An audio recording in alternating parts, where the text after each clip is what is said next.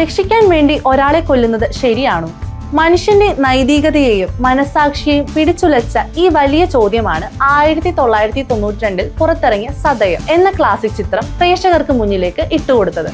മലയാള cinema കണ്ട എക്കാലത്തെയും മികച്ച സൈക്കോളജിക്കൽ സിനിമകളിൽ ഒന്നായ ഈ സിബി മലയിൽ ചിത്രം മോഹൻലാൽ എന്ന അഭിനയ വിസ്മയത്തിന്റെ കരിയറിലെ ഏറ്റവും മികച്ച പ്രകടനങ്ങളിൽ ഒന്നായാണ് ഇന്നും വാഴ്ത്തപ്പെടുന്നത്. MT വാസുദേവൻ നായരുടെ മൂർച്ചയുള്ള തിരക്കഥയ്ക്ക് മുകളിൽ ഒരു നടൻ തന്റെ അതുല്യമായ പ്രകടനം കൊണ്ട് തീർത്ത വിസ്മയമെന്നാണ് ഈ ചിത്രത്തെ MT തന്നെ വിശേഷിപ്പിച്ചത്.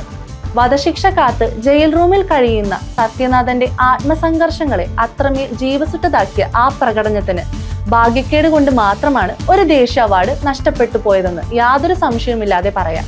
മികച്ച നടനുള്ള സംസ്ഥാന അവാർഡ് പക്ഷേ ആ പ്രതിഭയെ തേടിയെത്തി.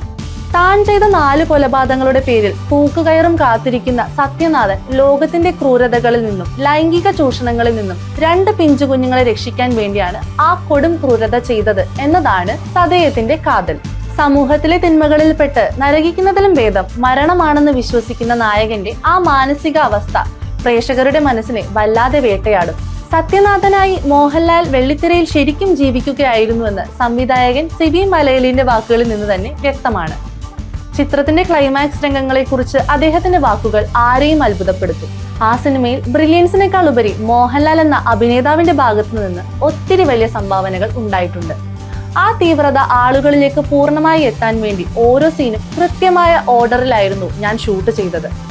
സത്യനാഥൻ എന്ന കഥാപാത്രം പൂർണ്ണമായും അബ്നോർമൽ ആണെന്ന് ഞാൻ അദ്ദേഹത്തോട് പറഞ്ഞിരുന്നു.